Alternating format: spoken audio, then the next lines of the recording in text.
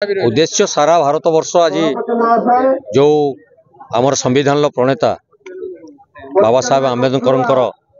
ऊपर जो मंतव्य देइचंती आमर केंद्र गृह राष्ट्र मंत्री अमित शाह यह सारा भारत वर्षर अधिवासी मान व्यथित कर कौन दलीय नेतार कार्यक्रम नुहे। कांग्रेस दल सर्वभारतीय स्तर में ए कार्यक्रम को विरोध कर जार मानसिकतार जो दायद मान मानसिकतार